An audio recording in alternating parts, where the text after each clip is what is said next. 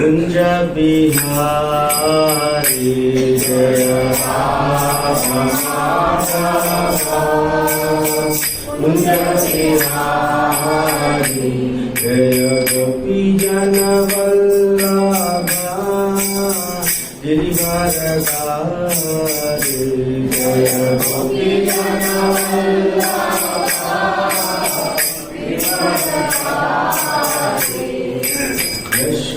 यशोदनंदन व्रज जन रंजन यशोदनंदन यमुना तीरावनचारी यमुना तीरावनचारी जय राधा माधव कुंज बिहारी जय राधा माधव कुंज बिहारी जय गोपी जन वल्लभा गिरिवरधारी जय गोपी जन वल्लभा यशोदनंदन व्रज जन रंजन यशोदनंदन व्रज जन रंजन यशोदनंदन व्रज जन रंजन यशोदनंदन व्रज जन रंजन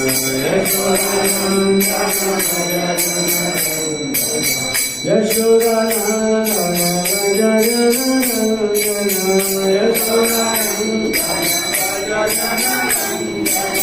यमुना तीरावनचारी यमुना तीरावनचारी यमुना तीरावनचारी यमुना तीरावनचारी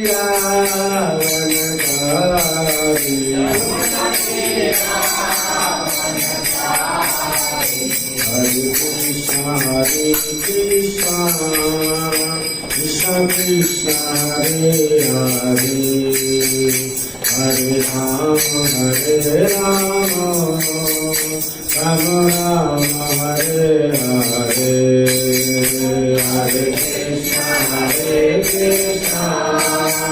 कृष्ण कृष्ण हरे हरे हरे राम राम राम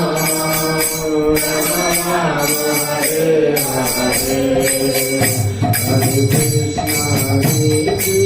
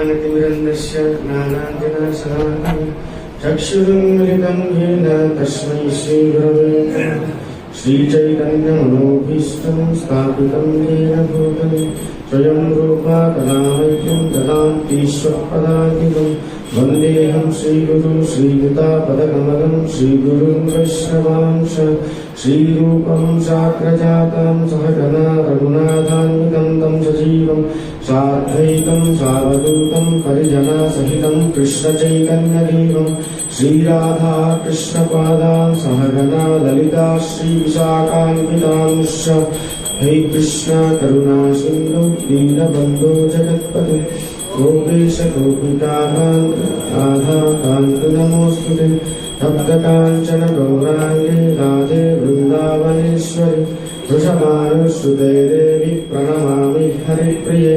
वाञ्छाकल्पतरुभ्यश्च कृपासिन्धुभ्य एव च पतितानां पावनेभ्यो वैष्णवेभ्यो नमो नमः नमो विष्णुपादाय कृष्णपृष्ठाय भूतले श्रीमती भक्तिवेदान्त स्वामिनीति नामिने नमस्ते सारस्वती देवे गौरवादि प्रचारिणे निर्विशेषा शून्यवादी पाश्चात्य देशतारिणी जय श्री कृष्ण चैतन्य प्रभु नित्यानंद श्री अद्वैता गदाधर श्रीवासादि गौर भक्तवृंद हरे कृष्णा कृष्णा कृष्णा हरे हरे हरे राम राम राम हरे हरे हरे कृष्णा कृष्णा कृष्णा हरे हरे हरे राम राम राम हरे हरे हरे कृष्णा कृष्णा कृष्णा हरे हरे हरे राम राम राम हरे हरे।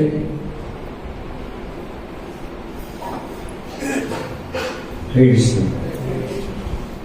तो हार्दिक स्वागत है सभी भक्तगण का आज के रविवार के सत्संग में। तो आज हमने जो कदा चर्चा करेंगे तो कालिय का जो है जो दमन है, कैसा कृष्ण ने कालिय दमन किया है। तो अभी जो कुछ भक्तगण हमें पिछले थर्सडे के प्रोग्राम होते हैं ओल्ड गोवा में, वहाँ हमने डिस्कस किया कि एक कला डिस्कस की थी कालिय के रिलेटेड है। कुछ भक्तगण पता है उधर जो ऑलरेडी उस दिन अटेंड किया है। तो हमें आज थोड़ा सा जो सेकंड पार्ट है वो हम डिस्कस करने की कोशिश करेंगे। तो पहले हमने क्या किए थे कि डिस्कस वो जो ब्रीफली बताऊंगे कि कालिया जो है कितना सालों से उस यमुना का नदी में रहते थे, वो कौन है कालिया था, तो हमने वो डिस्कस किए थे। अब जो है आज के जो सेशन में हम देखेंगे हाउ कैसे कृष्ण ने, भगवान कृष्ण ने जो तैयार हो गए, एकदम से तैयार हो गया जो तो कालिये को मारने के लिए आगे क्या होने वाला है, मतलब मारने वाला है या तो उनको कुछ शपथ सिखाने वाले हैं, जो भी है आज के कथा में थोड़ा सा कोशिश करेंगे तो डिस्कस करने के लिए। जैसे जैसा श्लोक के हिसाब से जाएंगे उस श्लोक के तात्पर्य हिसाब से उसमें बीच बीच में तो कथा आएगी तो डिस्कस करते करते ट्राई करेंगे। हो सकता है तो अगर खत्म हो जाए, अगर नहीं तो कभी पार्ट 1 पार्ट 2 पार्ट 3 ऐसा करेंगे, ठीक है। तो अभी देखिए हम जाते हैं अभी भागवतम में, इस चैप्टर कैंटो 10 चैप्टर 16 है, उसका टाइटल है कृष्ण चास्टाइजेस द सर्पेंट कालिया। तो इसमें सुखदेव गोस्वामी कहते हैं कि जैसा शुरुआत करते परीक्षित महाराज को कह रहे हैं, सुखदेव गोस्वामी जो है परीक्षित महाराज को कहते हैं। तो इसमें वो सुखदेव गोस्वामी कहता है, क्या कहता है, श्री सुकौवाचा विलोक्य दुषितां कृष्णां कृष्ण कृष्णाहिना विभुः तस्य विशुद्धिं अन्विष्यं सर्पं तम उदवासयात्। Sri Sukadeva Goswami said, Lord Krishna, the Supreme Personality of Godhead, seeing that the Yamuna river had been contaminated by the black snake Kaliya, desired to purify the river and thus Lord banished him from it. मतलब briefly बता दिया कि ऐसा ऐसा है। सुखदेव से बता दें कि परीक्षित महाराज को जो कृष्ण है, जो सुप्रीम पर्सनालिटी ऑफ गॉड है, कृष्ण भगवान है, क्या किया, देखा है कि यमुना रिवर पूरा जो है नदी जो है पॉइजनस, जो कालिया का जो मुख से जो आया हुआ पॉइजन गैस, पॉइजन से जो भरे हुए विषैली जो विष से भरा हुआ जो है उससे पूरा भर गया था नदी जो है यमुना नदी ने, उसको उन्होंने क्लीन करना चाहते थे, इसलिए उन्होंने क्या किया है, उसको प्यूरिफाई करना चाहते थे, इसलिए उन्होंने कृष्ण कालिया को वहां से भगा दिया। ऐसे करके एक ही श्लोक में उन्होंने खत्म कर दिया था। तो फिर अरे एक श्लोक में कैसा हो जाएगा, फिर सुखदेव परीक्षित महाराज पूछते हैं ऐसे कैसे आपने बोल दिया, ब्रीफली खत्म हो गया, खत्म ऐसा कैसे खत्म कर सकते हैं, आप मुझे विस्तार में बताइए क्या हुआ। मतलब प्रश्न जब करेंगे तो उनका उत्तर भी आएगा ना। तो इसलिए जो परीक्षित महाराज प्रश्न कर रहे हैं कि अगले श्लोक में बता रहे हैं कि प्रश्न कर रहा है, ये मुझे ऐसा पूरा एक लाइन में मुझे नहीं चाहिए, मुझे डिटेल में बताइए क्या हुआ करके। तो फिर श्री नेक्स्ट श्लोक में बताता है, श्री राजा वाचा बताते हैं, कथम अंतर्जाले गूढ़े न्याग्रहाणात् भगवान हिम सवै बहु युगावासम यथा सिद्ध विप्रकथा यथाम। King Parikshit inquired, O learned says, please explain how the Supreme Personality of Godhead chastised serpent Kaliya within the unfathomable waters of Yamuna, how it was that Kaliya had been living there for so many years. तो मैं जो question कर रहा है इधर, दो question कर रहा है इधर, कैसा कि मुझे बताइए आप कैसा कृष्ण ने कैसा उन्होंने कालिया को यहां से भगाया है। अब ऐसे एकदम से बोल दिए कि बस भगा दिए चले गए, अपने क्लीन हो गया बस खत्म, हम लोग कथा खत्म हो गया, हम लोग सब प्रसाद में चले जाएंगे, ऐसा नहीं है। तो आप मुझे बताइए कैसा उन्होंने कृष्ण ने कालिया को इस यमुना नदी से भगाया। और दूसरा प्रश्न क्या कर रहा है, तो दूसरा प्रश्न क्या किया उन्होंने, how it was that Kaliya had been living there, मतलब कैसा कालिया ने इस यमुना नदी में सालों साल से हजारों साल से रह रहा है इधर। तो इन दोनों का उत्तर बताइए। मतलब प्रश्न तो बहुत छोटा हो गया, लेकिन उनको उत्तर तो देना बनते है, उत्तर देना है सुखदेव गोस्वामी को। तो ऐसा दो प्रश्न किया है उन्होंने, ठीक है ना, बराबर है। तो जब हम इस दुनिया में भी देखें, अब एक दूसरे के से बात कर रहे तो कैसा बात होती है, माता जी बताइए आप, जैसा भक्ति अब आते हैं प्रसाद के समय बैठेंगे, क्या करते हैं, माता जी आप कैसे हैं, आपका हालचाल कैसे है, आप एक क्वेश्चन कर देते हो तो सामने वाला कि हाँ माता जी ये घर में मेरा ये हुआ, माता जी ये हुआ था, वो शुरू कर देते अपना प्रश्न। तो एक सिंगल लाइन का होगा, लेकिन आंसर तो बड़ी बड़ी होती है, बराबर है ना। माता जी प्रभु जी आपका क्या हुआ, अरे मुझे लगा आपको कुछ चोट लगने वो लगा, दिख रहा है मुझे चोट हुआ, जैसे मेरे को चोट लगी। तो वैसे वो मुझे अरे आपको कैसा चोट लगी, अब बोले हाँ प्रभु जी मैंने देखो इधर गया था, पंजिम का मार्केट में गया था, कोई मेरे रास्ता में आ गया था, कोई मुझे मेरा गाड़ी को ठोक दिया, मतलब इतना लंबे स्टोरी बता रहे, बराबर है नहीं।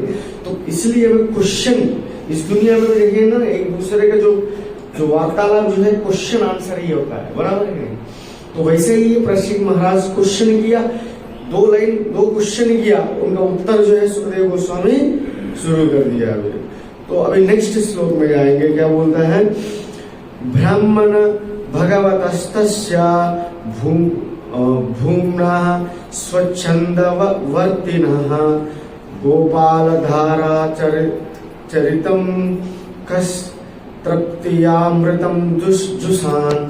तो कह रहे हैं वो ब्राह्मणा the unlimited supreme personality of Godhead freely acts according to his desires, own desires, who could be satiated when hearing the nectar of magnanimous pastimes he performed as a cowherd by Vrindavan।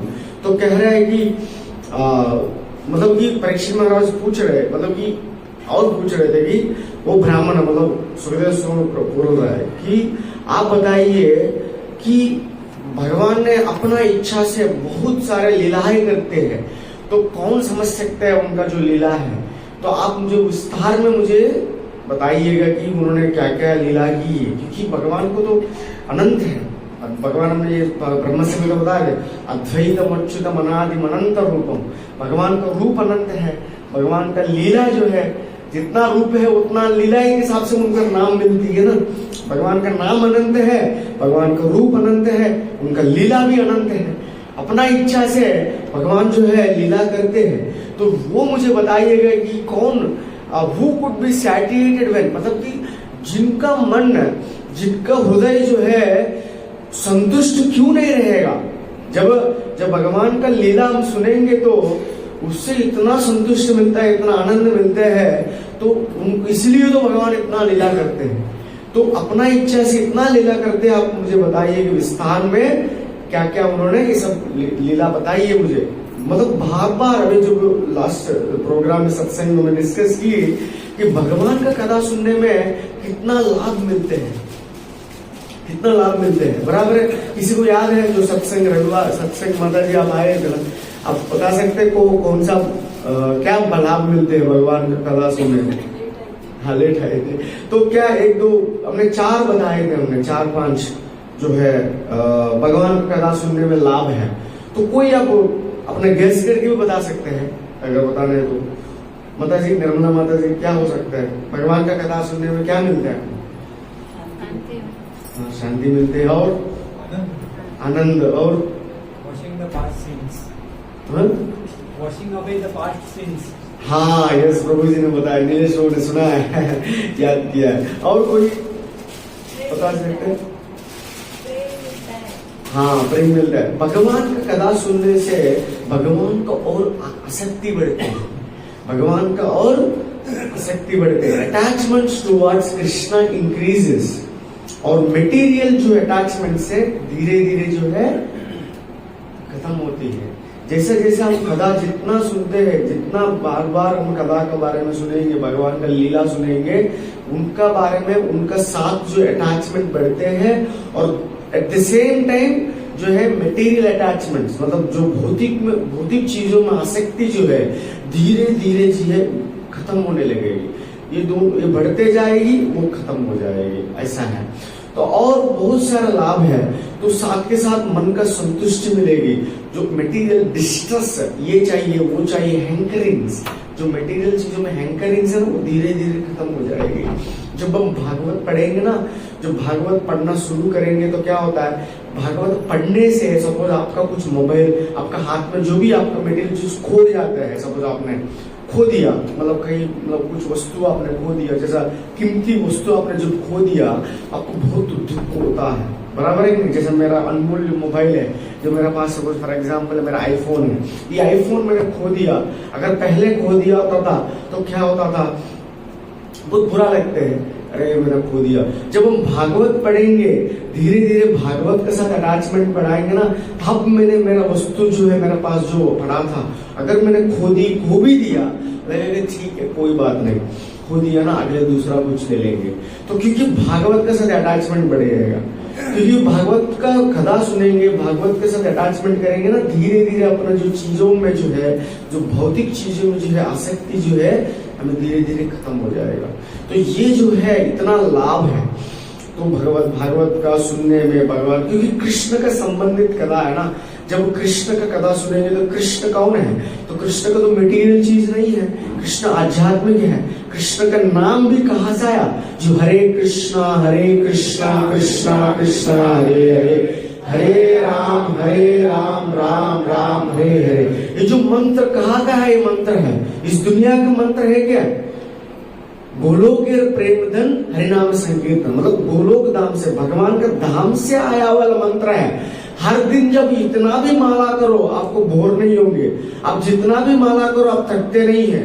अब अगर वही तो दूसरा का नाम लिया, इस दुनिया का कोई सेलिब्रिटी का नाम लिया, कुछ भी किसी का भी नाम लिया, आप ज्यादा नहीं ले सकते, नहीं आप नहीं ले सकते। अब किसी का व्यक्ति का कुछ पसंद है, किसी का कोई पसंद है, किसी जो लड़का आजकल लड़का लड़की को पसंद है, जैसा सेलिब्रिटी से किसी का नाम हो गया ऐश्वर्या राय, ऐश्वर्या राय का नाम लो, एक घंटा नाम लो उसका, एक घंटा भी नहीं, आप 10 बार भी लो तो बोर हो जाएंगे, अरे बहुत हो गया इसको छोड़ो। अभी किसी जो स्त्री का बोले सलमान खान, फिर सलमान का नाम लो थोड़ा सा, क्योंकि इस दुनिया का जो नाम है ना, किसी का भी नाम भौतिक चीजों से भरा हुआ है, इसलिए वो आपको आनंद नहीं देगा। वो अपना दिल को संतुष्टि नहीं दे सकते हैं हृदय को। लेकिन हरे कृष्ण महामंत्र ऐसा मंत्र है, ऐसा नाम है, वो गोलोक धाम भगवत का धाम से आया हुआ है मंत्र है। वो आपको कितना बार भी लो, 100 1000 बार भी लो, लाखों बार लो। अब हम जानते हैं हरिदास ठाकुर कितना नाम थे, रोज का कितना नाम लेते थे वो। माता जी कितना नाम लेते थे, निर्मला माता जी है, अब तो जानते हो ना, जानो से प्रभु जी आप बताओ। 192 राउंड्स, 192 into 16 कितना, ऑलमोस्ट 3 लाख नाम लेते थे वो। दिन में 3 लाख नाम लेते हैं वो, तो 24 घंटे में 22 घंटे से ऊपर वो नाम ही लेते थे। ऐसा कितना साल लिया उन्होंने, कितना महीने लिया, कितना महीने लिया उन्होंने, पूरा जीवन भर लिया ऐसा उन्होंने। जीवन का अंतिम समय तक उन्होंने ऐसा दिन में 3 लाख नाम लिया। अरे हम तो ये माला करने में बहुत थक जाते हैं प्रभु जी, बहुत थक गया हमने, बहुत हो गया। आज का जो माला ले लिया, 16 माला कर दिया, टांग जो है दीवार को लटका दिया माला भी, तो आपको अगले दिन हमको देखेंगे दर्शन देना। तो यही अपना हाल है। मतलब कि कहने का मतलब है कि हरिनाम जो है, हरिनाम को भगवान का नाम है, भगवान का रूप है, भगवान का गुण है, लीला है। जगन्नाथ बलदेव सुभद्रा महाराज की, तो भगवान का नाम है, भगवान का लीला जो है वो आध्यात्मिक स्तर पर है, भौतिक चीज में नहीं भरा हुआ है वो। तो फिर जब इसलिए बोल रहा है जो परीक्षित महाराज कि आप मुझे, भगवान का नाम इतना अनंत है, आप मुझे इसका कदाप सुनाइए। तो मैं सुनने को तैयार हूं, आप सुनाइए। तो ये कह रहे थे। तो अगले श्लोक में चले जाएंगे। तो टेक्स्ट नंबर 4, श्री सुकवाचा, फिर सुखदेव गोस्वामी सुनाना शुरू कर दिया। क्या बोल रहा है, कालिंद्याम कालियस्यासीद हृदय कश्चिद विषाग्निना श्रप्यमाना यस्मिन् पतंती उपरी गहा काघात। बोल रहे हैं ट्रांसलेशन में, Shri Sukhdev Goswami said, within the river Kalindi, Yamuna was a lake inhabited by the serpent Kaliya, whose very poison constantly heated and boiled its water. Indeed, the vapor thus created was so poisonous that birds flying over the contaminated lake would fall down into it. मतलब कह रहे हैं, तो इसमें क्या कह रहे हैं कि जो विदिन द काली, यमुना का रिवर का अंदर है ना, उन्होंने एक लेक है, was lake inhabited by the, और यमुना का एक लेक है, मतलब कि नदियां है। नदिया को आपको पता है, नदियां जब बहती है अलग अलग पायल में से बहती है, बराबर है ना। तो ऐसा अलग अलग जो है वेव्स है, जो what you say that it's different branches, नदी जो है डिफरेंट ब्रांचेस लेके वो बहती है। तो उसमें डिस्ट्रीब्यूट होते बहती है। उसमें एक जो ब्रांचेस में, वो एक जो है उस ब्रांच में ये जो है कालिया निवास करते थे, ये जो यमुना का ब्रांच में। ऐसा नहीं कि पूरा नदी, ऐसा नहीं होता ना, अलग अलग। अगर ऐसा होता तो क्या होता, पूरा जो नदियां अगर बहती है तो पूरा जो इतना भी जो सिटी है, मथुरा है, पूरा ब्रजवासी, पूरा वो नदी वो कंटामिनेट हो जाता था। लेकिन ऐसा नहीं है कि नदिया का एक ब्रांच में जो है वो कालिया रहता था, उसको बोलते कालिया दहा, कालिया हृद। वहां पर उन्होंने कालिया जो है निवास करते थे, काली हृद बोलते हैं। अभी वृंदावन जाए तो काली का घाट है, तो काली हृद में रहते थे। वो कालिया जो है, उनका जो मुख से है ना, इतना पॉइजनस, जैसा स्नेक होता तो स्नेक से क्या होता है, स्नेक से पॉइजनस गैसेस आते थे। वो इतना, क्योंकि हजारों फैन वाला कालिया जो नाग है, तो इतना पॉइजनस गैसेस आते थे। उससे क्या हुआ, उधर का जो आसपास में जितना भी है, 8 मील के दूर में जितना भी है, जो बूझ है और घास है, जितना भी पक्षी पंछ है, जितना भी उधर का जो है आसपास में पूरा भरा हुआ पॉइजनस गैस से। तो उधर कोई भी नहीं जाते थे, और उधर कोई भी गया तो उसका निश्चित मृत्यु तो निश्चित है। तो इसलिए सब जानते हैं वहां, इसलिए जितना भी उधर का था सारे मरे पड़े हुए, डेड है, एवरीथिंग इज डेड है। तो तो मतलब कि कोई उधर ऊपर से कोई पक्षी भी जाए ना, पंछी, वो भी वहां का अगर कुछ उसका आसपास में गए उनको उधर, तो वो भी मर जाते थे। तो ऊपर से आकाश में भी उनका ऊपर में उड़ते तो वो भी मर जाते हैं, और उसका आसपास में जितना भी है तो वो सारे सजीव है, और क्या बोलते हैं, moving and non moving objects जो भी है वो अचल और चलने वाला है, वो सारे जो है मृत जैसा पड़े हो। तो क्योंकि इतना गैसेस से वो पॉइजन से, विषैली से भरे हुए थे वो, तो उधर क्या किया उन्होंने, तो सुखदेव गोस्वामी कहता है कि उसका गैसेस से क्या होता है, उसको पॉइजनस से इतना हीट जनरेट हुई थी पानी में, बॉइल होते थे वो पानी, जो बॉइल होके क्या करते थे, पानी जब उबलते हैं क्या होता है, पानी का जो बूंद जो है, तो क्या होता है, उसका बूंद बाहर गिरते हैं ना, बाहर गिरते, जैसा उनका जो जब उबलते वो जो बूंद है, जब वो वहां से हवा का झोंके से क्या होता थे, वो दूर में गिरते थे, वो दूर से जो बूंद जितना भी दूर में गिरे, वो सारे जितना भी वो जैसा उनका टच किए तो सारे जो है मर जाते थे, ऐसा होता था। तो इसलिए उनका आसपास में जितना भी सारे वो मृता वो पड़ा हुआ। तो इससे हमें क्या पता चलता है, इससे इससे हमें क्या सीखना मिलता है, हमें जो भी है उनका संग में जितना भी जो लोग हैं, जो जलते हैं, जैसे ईर्ष्या करते हैं जो लोग हैं, जो व्यक्ति ईर्ष्या करते हैं तो उनसे भी पॉइजनस जैसे गैस निकलते हैं ना, ईर्ष्या करने वाला से भी, उस व्यक्ति के साथ संग करना नहीं करना चाहिए, बराबर है कि नहीं। हमें संग से बहुत प्रभाव मिलता है, संग है ना जो बहुत प्रभावशील है, जिससे भी हम संग करते हैं, जैसे उन्होंने जैसे पॉइजनस गैस जो आसपास में गए उसे क्या हुआ, पूरा वो मृत्यु हो गए। वैसे भी अपना जो भक्ति जीवन में भी हम देखेंगे, जो हमें संग जिससे करना है वो हमें पता होना चाहिए, किससे हमें संग करते हैं, संग करना है। जैसे संग बहुत प्रभाव करते हैं, बराबर कि नहीं। जैसे अभी किसी से भी हम संग नहीं कर सकते हैं, बट संग का प्रभाव बहुत होता है, जो बुरा हो या तो अच्छा हो। अच्छे व्यक्ति का साथ संग करेंगे अच्छा होगा, जब बुरे व्यक्ति का संग करेंगे वो बुरी हमें मिलेगी। जैसा भक्ति में भी है, जब हम भक्ति में प्रगति करना है, आध्यात्मिक जीवन में भी जब प्रगति करना है, तो क्या करना है, हमें देखना है किनसे हम संग ले रहे हैं, हमें किनसे हमें संग ले रहे हैं। किसी से भी संग हम नहीं ले सकते, हमें देखना चाहिए वो व्यक्ति जो है, वो भक्त जो है, सचमुच में मेरा उनसे संग करने से मुझे लाभ मिलेगा या नहीं मिलेगा। हमें बहुत सावधानी से सतर्क रह के हमें संग करना चाहिए। भक्ति में तो आ गए हमने, बट भक्ति के हमें प्रगति करनी है, तो हमें संग भी बहुत ही इम्पोर्टेंट है। हमें किसी व्यक्ति से किसी व्यक्ति के साथ संग कर लिया, वो जो व्यक्ति है जो भौतिक चीजों में आसक्ति है और जो वो भी खुद गिरे हुए हैं, वैसे व्यक्ति के संग करेंगे तो क्या हमें भक्ति में प्रगति होगा? नहीं होगा। तो इसलिए हमें देखना चाहिए कौन व्यक्ति के साथ हम संग कर सकते हैं। तो जो व्यक्ति जो भक्त है आध्यात्मिक जीवन में और भक्ति में बहुत प्रगति की है, स्पिरिचुअल एडवांसमेंट किए हैं, भागवत पढ़ते हैं, भगवत गीता पढ़ते हैं, शास्त्र में बहुत निपुण है और अच्छे से जाप साधना उनका अच्छे है, और उनका जो संगति जो है वो किससे संग कर रहे हैं वो समय में देखना है। जैसा अभी सामने आपके सामने व्यक्ति तिलक धारण किया, कंठी पहना, वो धोती कुर्ता पहन ली, वो सोचे कि भाई ये बड़ो भक्त है, उनके साथ संग करना है। नहीं, वो भी नहीं है, वो एक्सटर्नल भी नहीं है। हमें देखना चाहिए वो व्यक्ति किससे संग कर रहा है, बराबर कि नहीं।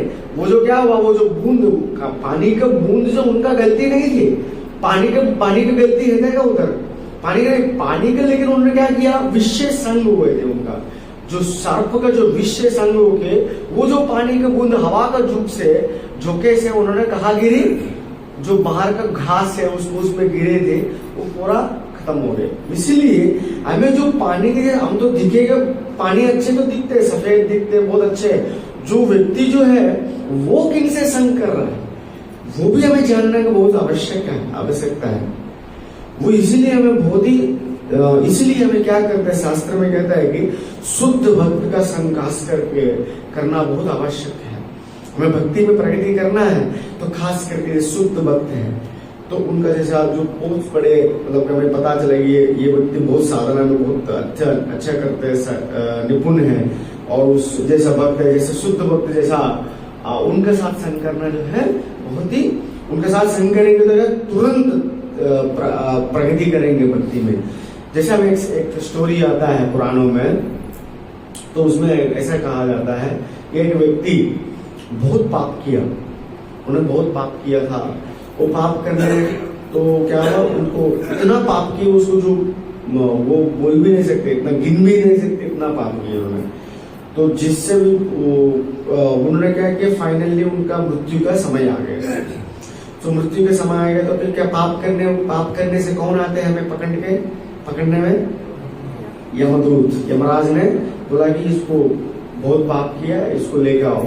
तो फिर यमराज ने यमदूत को भेजा, तो यमदूत को भेजा, यमदूत आ गया, भाई तुमको लेके जाए। तो वो व्यक्ति जो डर गए, वो उनका भी प्राण जब त्यागते नहीं है, बिफोर हम लोग भी जो नॉर्मल जीव भी जब प्राण त्यागते हैं, प्राण त्यागने से पहले यमदूत को देख लेंगे, चिंता नहीं करने का, हम भी देखेंगे तो हम कैसा रहता है वो सब हम जान लेंगे। तो वो बहुत भयानक रहता है। तो व्यक्ति जो है फिर बहुत डर गए थे।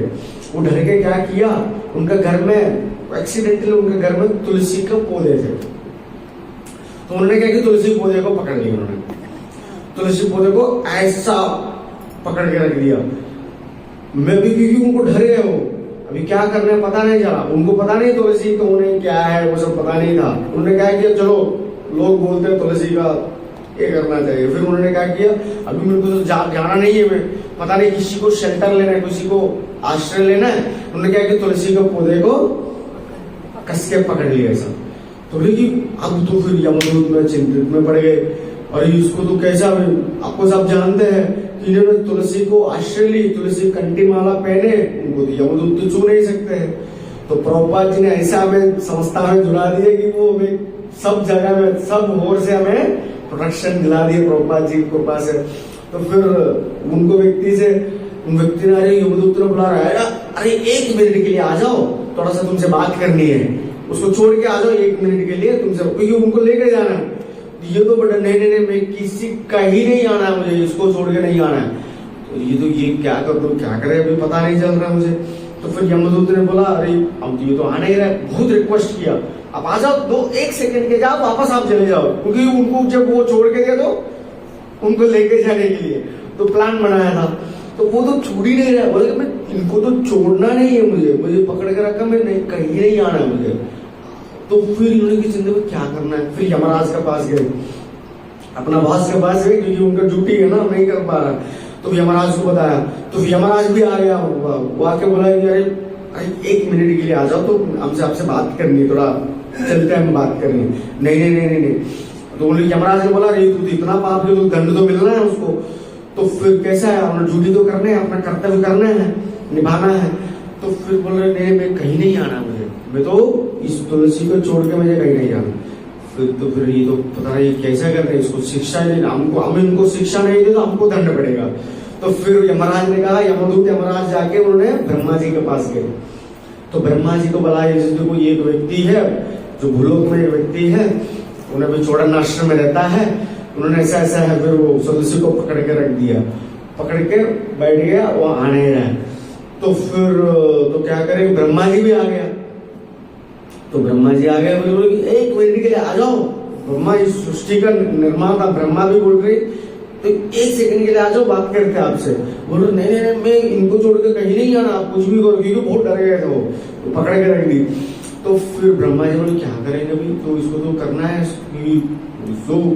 जो जिनको जन्म होता है उनको मृत्यु होना ही है, उनको दंड मिलना है जो पाप किया है। फिर इसको क्या करना है, फिर तो क्या करते हम तीनों जाएंगे, दोनों शिव जी के पास जाएंगे। तो फिर सभी ब्रह्मा यमराज यमदूत तो शिव के पास जाते हैं। ये तो सत्य घटना है, मैं तो कुछ काल्पनिक नहीं, पुराना में कथा है।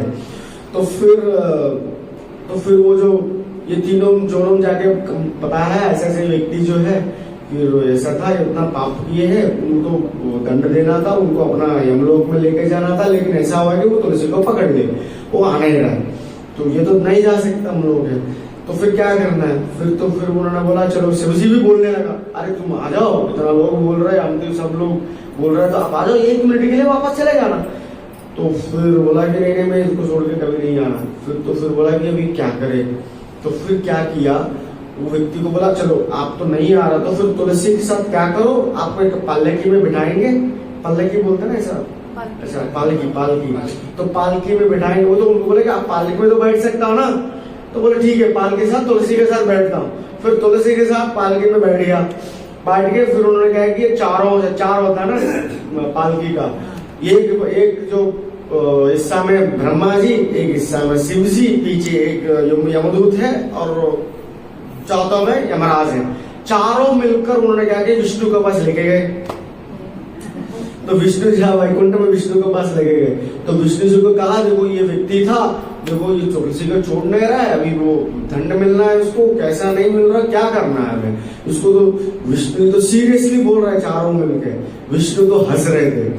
अरे विष्णु ने बोला अरे इनका स्थिति देखो, जब इन्होंने देखो तुलसी महारानी की महिमा देखो, उन्होंने एक कुछ भी नहीं, कितना पाप किया उन्होंने, तुलसी को पकड़ ली, अब वो छोड़ नहीं रहा था।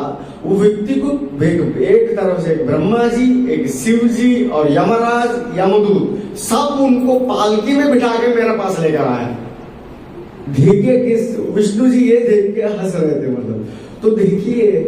तो फिर उन्होंने कहा अब क्या करें? तो विष्णु ने कहा वैसे तो आ गए वैकुंठ तक, अब वैकुंठ तक लेकर आ गए। हम जानते हैं भगवत गीता में क्या है, वैकुंठ जब कोई चले गया तो वापस आएंगे क्या? यद्गत्वा न निवर्तन्ते तद्धामं परमं मम। जो व्यक्ति भगवत धाम चले गए तो वापस चलो आप लोग क्या करो, इनको यहीं पर जोड़ दो, वैसे तो लेकर आ गया, यहीं पर जोड़ दो, अपना अपना काम में चले जाओ आप लोग। तो देखिए, तो उन्होंने, उस व्यक्ति ने क्या किया? कुछ भी नहीं किया। उन्होंने कुछ नाम जप नहीं किया और कुछ उनको कुछ पता भी नहीं है।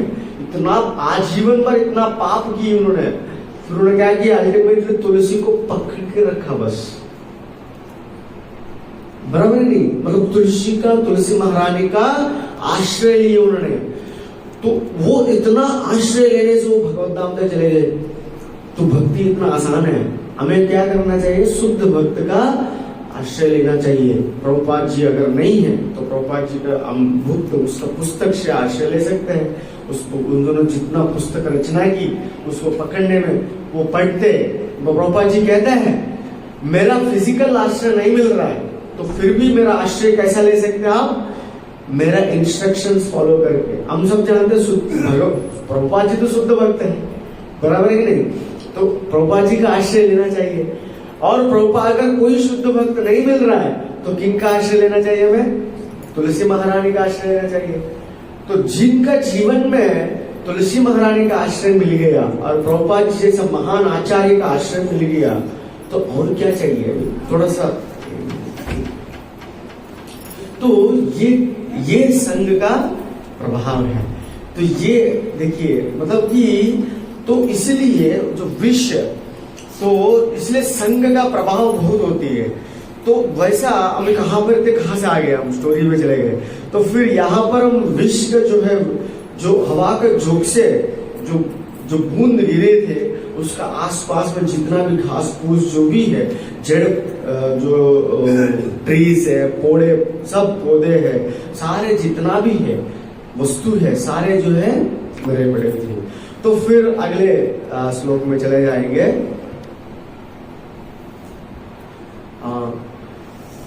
विप्रुस्मता विषाधोर्मी मारुतेनाभिमर्शिता म्रियन्ते तिराघा यस्या प्राणिनास्तिरजंगमः। The wind blowing over the deadly lake carried droplets of water to the shore. Simply by coming in contact with that poisonous breeze, all vegetation and creatures on the shore dead. हमने देखा है, वही English में कह रहा था कि भाई वो जितना भी है ड्रॉपलेट्स वो नीचे उधर गिर गए, सारे वेजिटेशन क्रिएचर सब मृत पड़ा हुआ है। So proper में कहता है the word sthira, the unmoving creatures, refers to various types of vegetation including trees, Jangama refers to moving creatures such as animals, reptiles, birds, insects. इतना छोटे छोटे कीड़े भी वो मर चुके थे. इसलिए Shridhar Swami has coated further description, मतलब कि उन्होंने लेक का डिस्क्रिप्शन करते हैं. श्रीधर स्वामी करके एक महान आचार्य है, उन्होंने क्या अपना टिप्पणी में बताते हैं, लेक वॉज क्वाइट वाइड. कितना थे वो 8 miles across at some points.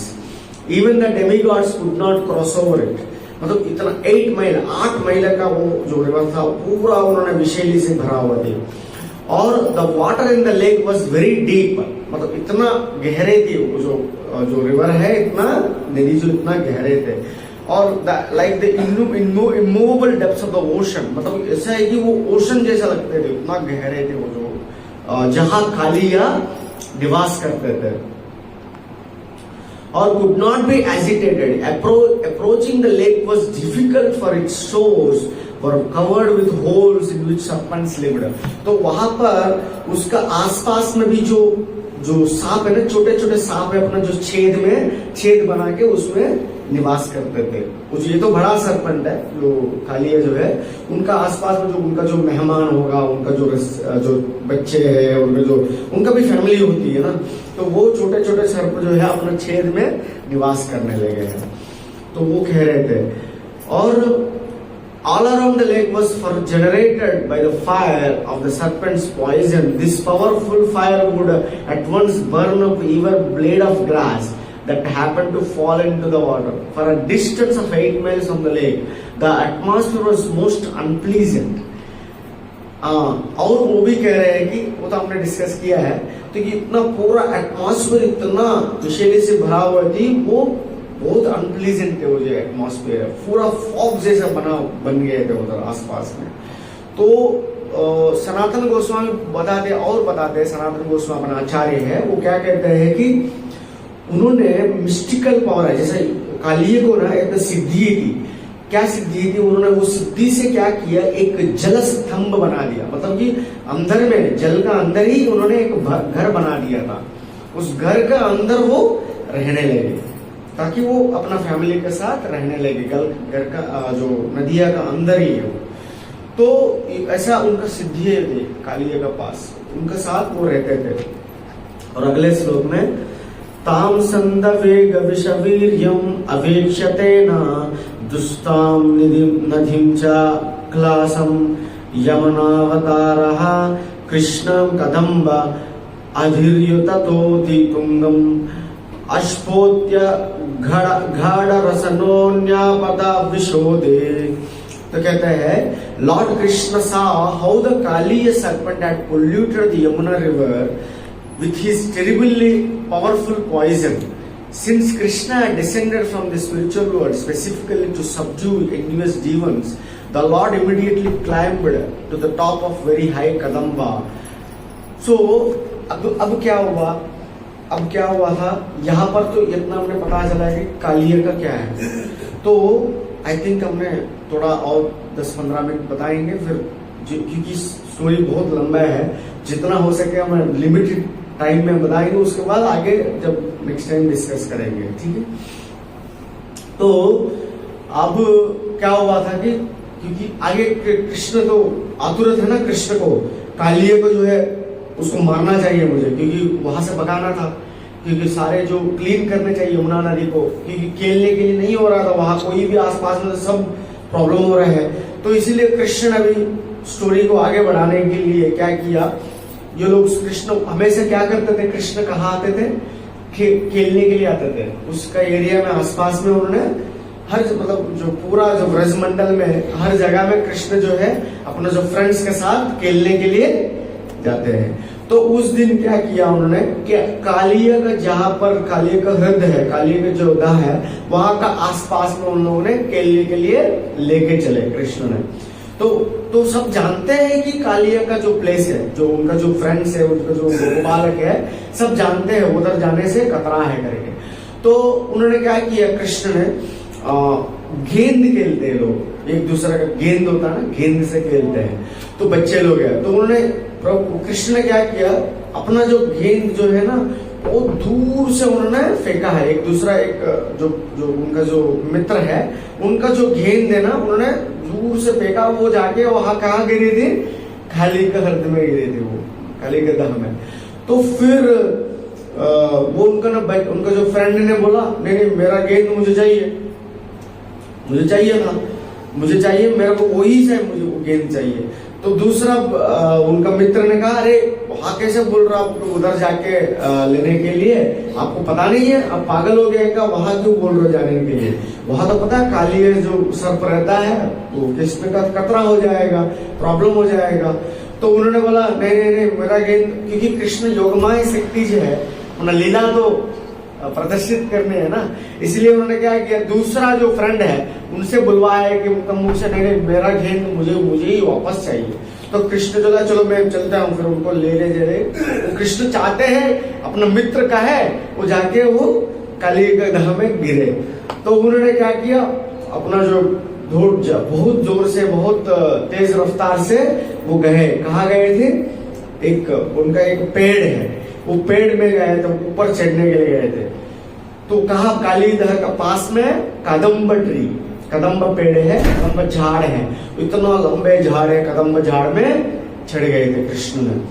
चढ़ के उन्होंने तैयार हो गया, तो तैयार हो गया फिर कूदने लगे भी, तो इतना ऊपर चढ़ गए, इतना लंबे थे कदम्ब झाड़ है, उतना ऊपर उनके ऊपर चढ़ गया और रेडी हो गया, तैयार हो गया भाई।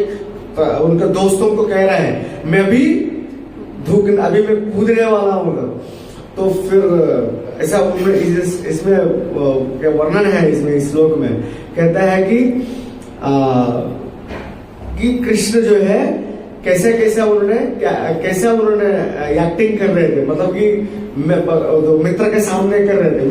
उन्होंने क्या किया, अपना बाल को जो है ऐसा बांध ली, कृष्ण छोटा बच्चे है वो बांध लिए ऐसा, और कमर में जो है, कमर का जो है ना उत्तरिया निकाल के कमर को बांधा, अच्छे से कस ले कमर को। फिर कमर का जो नीचे जो धोती जो है कमर का ऊपर रखा और कस ली उन्होंने।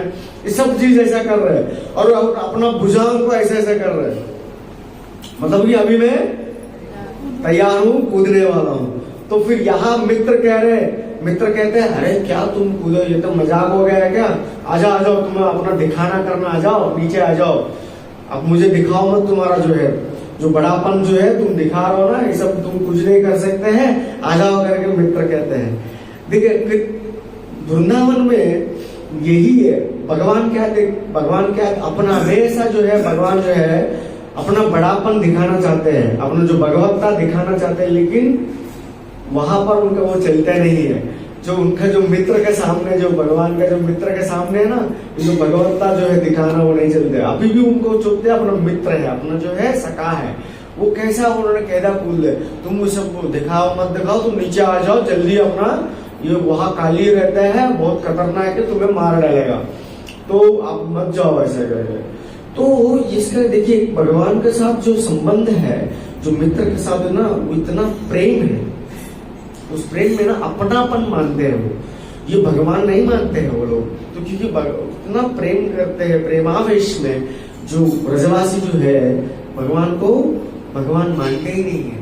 और ये जो है, क्योंकि भगवान जो है, अब आप ये क्वेश्चन हो सकता है, आपका मन में क्वेश्चन हो सकता है, प्रभु जी आपने तो अभी तो बोला है कि कदम्ब जो है ये ट्री कहाँ से आ गया, इतना आपने बोला यमुना नदी का जो जहां पर काली रहते हैं उसका आसपास में जितना भी जो भी झाड़ है, पेड़ है, सब मरे हुए हैं, तो फिर ये कदम्ब ट्री कहाँ से आ गया, ये तो अचानक से कदम्ब ट्री कैसा आ गया, तो क्वेश्चन उठ सकता है आपका मन में, बराबर है नहीं। उस कदम्ब ट्री में भगवान ने, कृष्ण ने वहां चढ़ के वो रेडी हुआ ना, तो ये पेड़ कहाँ से आया, तो इसका भी एक वर्णन कला है कि मतलब ये पेड़ तो वहीं पर है, वो जीवित कैसा होगा, मतलब वो जीवित कैसे थे, जो कदम्ब पेड़ है ना, सारे उसका आसपास में सब मरे हुए हैं, लेकिन ये जो कदम्ब जो झाड़ है, पेड़ है, वो कैसा जीवित थे। तो ऐसा आचार्य कहते हैं, इसका उत्तर देते हैं कि जो कदम्ब ट्री में जो है ना, ये जो उसका ऊपर जो अमृत जो है, अमृत का जो है बूंद पड़ा हुआ था, इसलिए वो जो है उनका जीवित रहा। वो जो कदम्ब पेड़ है, तो अमृत का पेड़, अमृत का धारा कैसा हुआ, उसका ऊपर पड़ा हुआ, तो वो कैसा हुआ। उनका एक है, एक बार जो है ना गरुड़ जो है, एक बार जो है अमृत जो है वहां पर जो देवताओं के साथ जो फाइट करके अमृत लेकर आते हैं, अमृत लेकर आते आते जो है इस कदम्ब ट्री का जो है, कदम्ब पेड़ का ऊपर थोड़ा विश्राम करते हैं। जो अमृत के जो कलश के साथ जो विश्राम करते, तो वो जब अमृत का जो विश्राम कर रहे थे, उनका जो अमृत कलश से जो बूंद गिरा पड़ा उस पेड़ पे, इसलिए वो जीवित थे। तो वो कैसा हुआ अमृत, वो क्यों लेकर आना पड़ा, जो क्या नाम है, गरुड़ जी को अमृत क्यों लेकर आना पड़ा।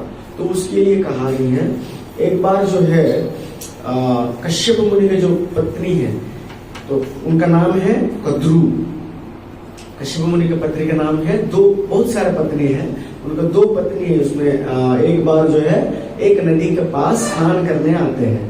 उनका नाम क्या है, फर्स्ट पत्नी का नाम है कद्रू, और दूसरा पत्नी जो है उनका विनीता। 2 पत्नियां जो है वो स्नान करने आते हैं। तो उन्होंने स्नान कर लेते हैं।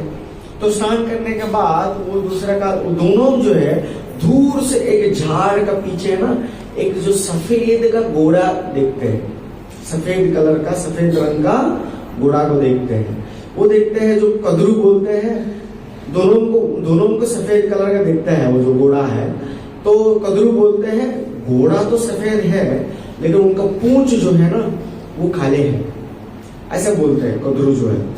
तो विनीता बोलते हैं नहीं, सफेद कलर का जो घोड़ा का पूंछ कैसा काला होगा, उनका पूंछ भी सफेद रंग का होगा, रंग है। तो उन्हें ये मानते नहीं थे विनीता जो है।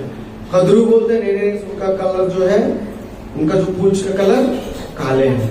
तो फिर ऐसा करते हैं, तो हम ऐसा बेट करते हैं। बेट क्या है, बेट को क्या बोलते हैं हिंदी में, हाँ शर्त करते हैं कि अगर आप जो बोल रहे हो, अगर मैं जो बोल रहा हूँ वो सच होता है। क्या बोला उन्होंने, कद्रू ने काला बोला। अगर जो पूंछ उनका काले होते, आप हमें आजीवन पर आप मेरा दासी बनकर रहोगे।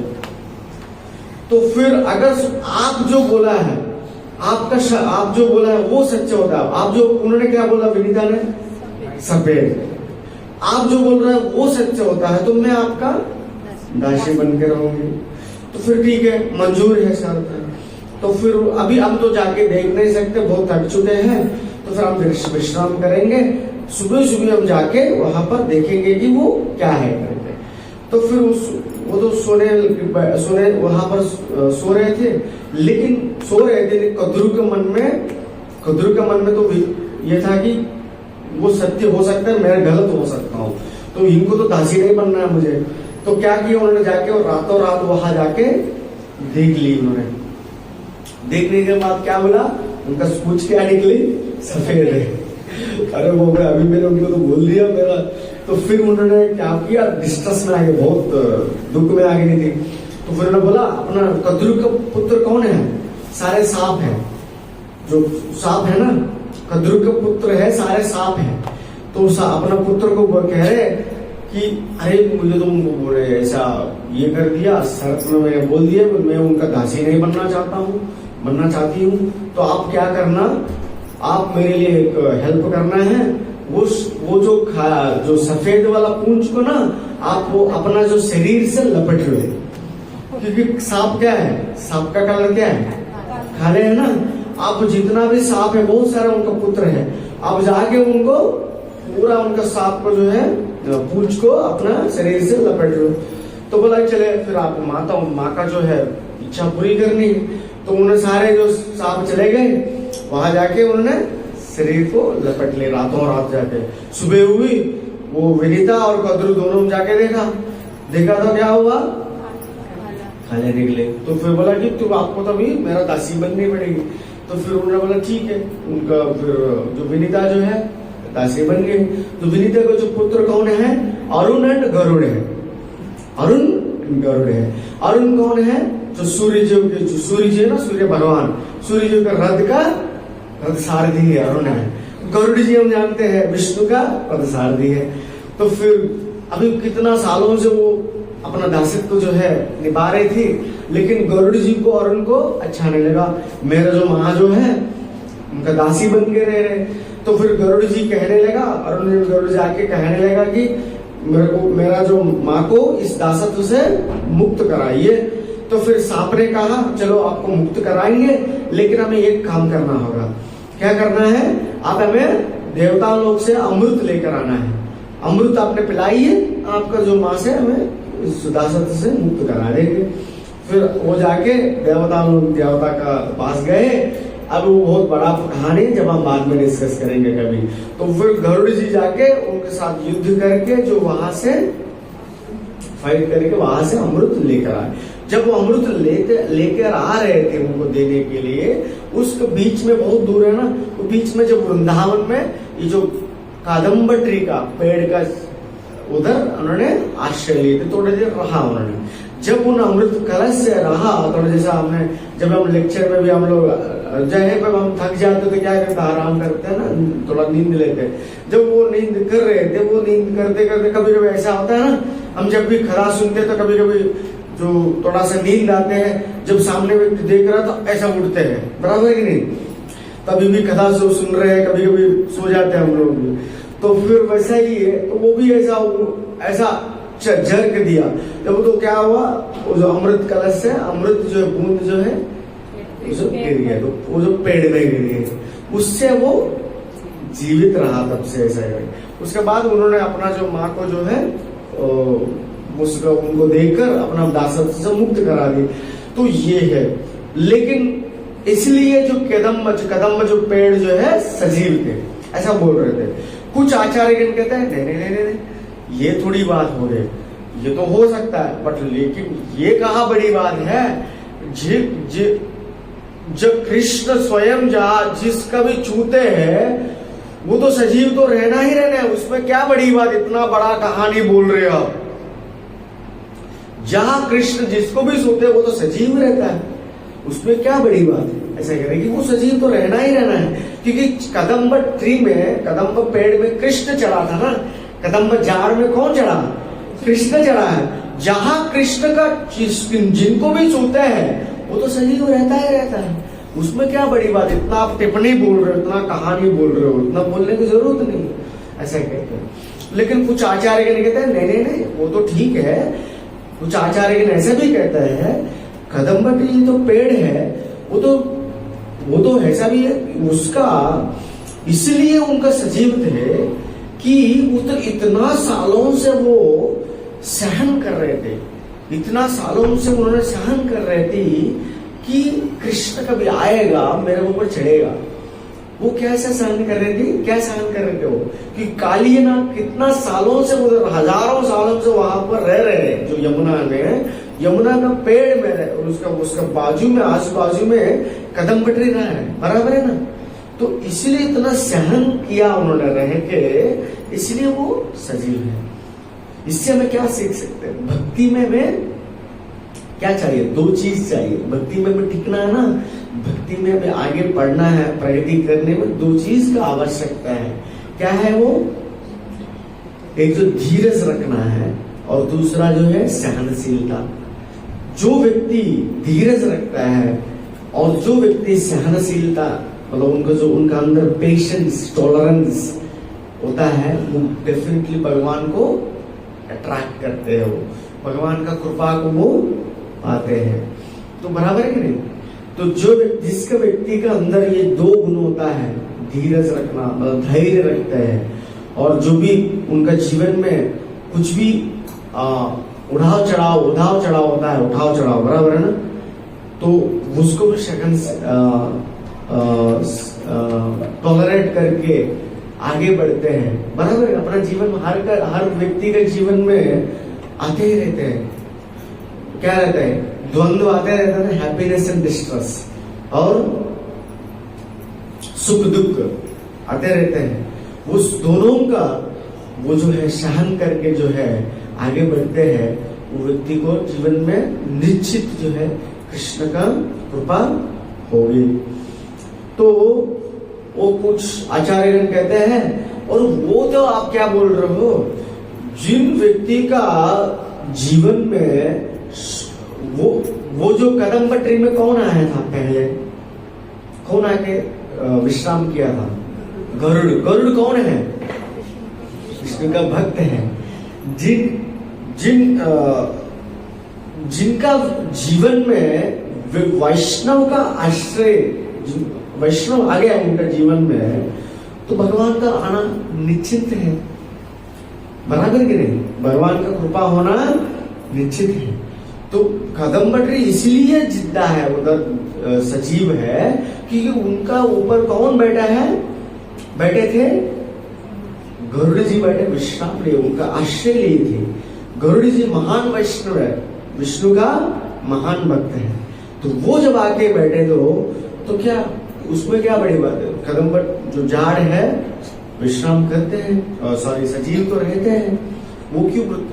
जो वैसे ही अपना जीवन में भी जिनका जीवन में वैष्णव आ गया, उनका जीवन में उनका तो उद्धार होना निश्चित है, उनका जो जीवन में भगवान का कृपा होना निश्चित है। इसलिए तो भगवान उस कदम पटरी का ऊपर चढ़े थे ना, चढ़ेगी नहीं?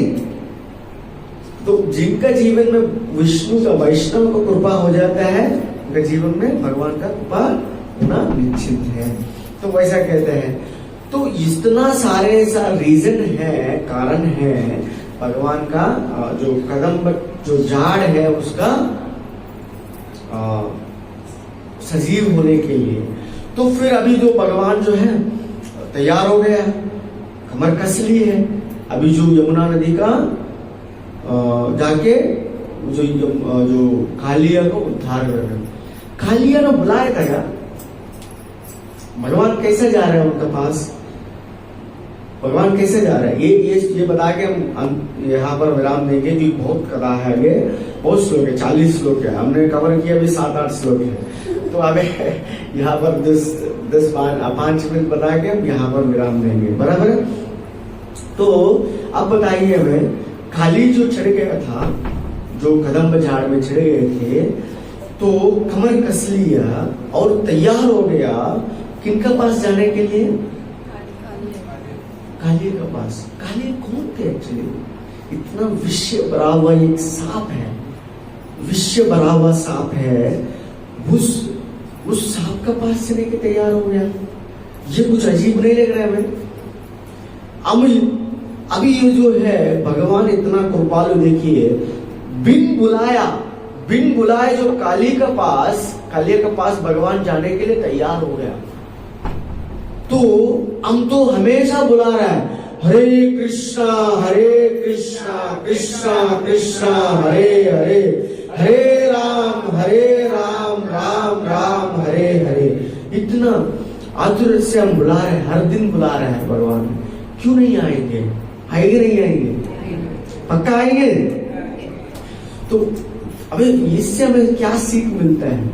जो व्यक्ति इतना विश्व भरा हुआ कालिया जो है, उनको उद्धार करने के लिए भगवान आतुरत हो गया, उसको उद्धार करने के लिए, उनको संग देने के लिए, उनका जो परव्यू में, उनका जो जगह है, रास्ता है, उनका जगह क्या है? उनका स्तंभ बना दिया ना, जल स्तंभ, उसमें जाके उनको छेदने के लिए, उसको तोड़कर उनको उद्धार करने के लिए भगवान चले गए हैं। क्यों ना अपना भगवान अपना हृदय में हमें अच्छे से जब बुलाएंगे, क्यों नहीं आएंगे अपना हृदय में? ये विश्वास हमें होना चाहिए। अपना हृदय भी काली जैसे है ना, इतना विष भरा हुआ है, काम क्रोध लोभ मद मोह मात्सर्य से अच्छे अनर्थ से भरा हुआ हृदय में भगवान क्यों नहीं आएंगे? हम अच्छे से पुकारेंगे, हरे कृष्णा कृष्णा कृष्णा हरे हरे, हरे राम राम राम हरे हरे। ऐसा हमें आशा से, इस आशा से हमें जब बुलाएंगे तो भगवान जो जरूर आएंगे। जैसा राम जी देखे अभी जस्ट एक बोल के हम विराम दे देंगे। जैसा कृष्ण जैसा 3-4 कृष्ण होते हैं, बराबर है। द्वारका कृष्ण है, एक बहुत वीर रस के साथ कृष्ण है, बराबर है।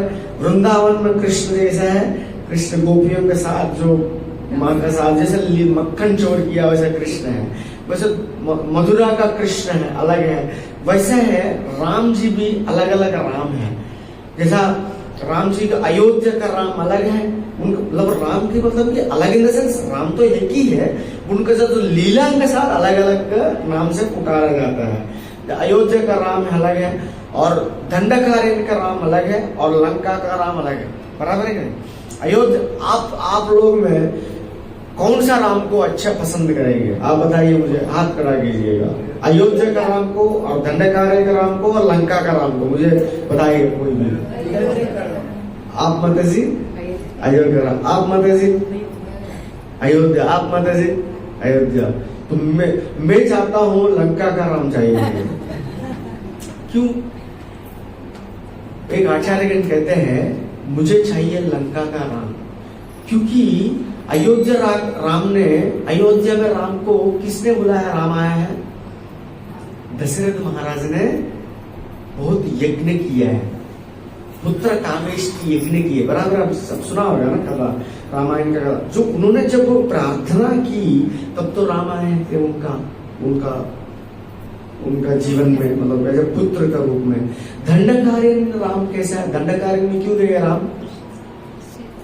क्योंकि दंडकारण्य में इतना सारे ऋषिगण मुनिगण है, तपस्या कर रहे थे जब राम आएगा उसी तब राम के लिए वेलकम कर रहे थे। इसलिए राम कितना साल वनवास के लिए गए थे दंडकारण्य में, सारे जो राक्षस को मारने के लिए। तो रावण ने जो लंका में कौन निवास करते थे? रावण है ना। रावण ने बुलाया है राम को, फिर भी राम जाके उनको उद्धार किया।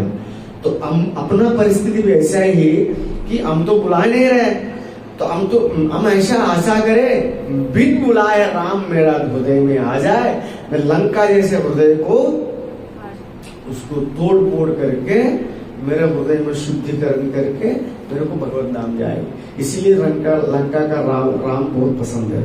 तो वो बोलता है, अपना जो एक आचार्यगण कहते हैं कि मेरे को लंका का राम जो है बहुत पसंद है, क्योंकि वो बिन बुलाए लंका जाके रावण को मारा ही नहीं, अपना हाथों से मार। जब जो व्यक्ति अपना भगवान का हाथों से मारेंगे तो कहाँ जाएंगे? भगवत धाम ही जाएंगे ना, उद्धार हो जाएगा। तो रावण को उद्धार हो गया। रावण तो बुला ही नहीं था, दशरथ ने बुलाया और ऋषिगण बुलाया, लेकिन रावण ने बुलाया नहीं है, फिर भी राम को उद्धार किया। हम आशा करना चाहिए ऐसे ही अपना भगवान, अपना मेरा ये जो शरीर है, लंका जैसे शरीर में मेरा को रावण बैठा हो ना हृदय में, मेरा रावण जैसा मेरा हृदय है। रावण का क्या था? काम, क्रोध, लोभ, मोह मद से भरा हुआ था। हम अपना हृदय भी शिक्षा अनर्था से भरा हुआ है। इस लंका जैसे शरीर में राम को हम इन्वाइट करेंगे और भगवान जो है अपना उद्धार करें।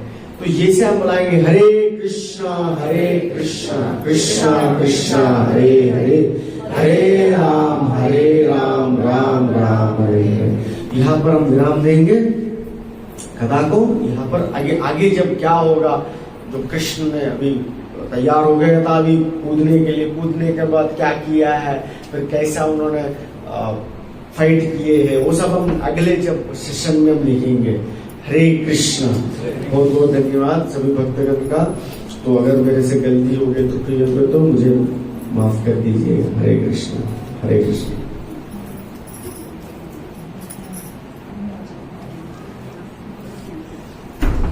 श्री कृष्ण भगवान की जय।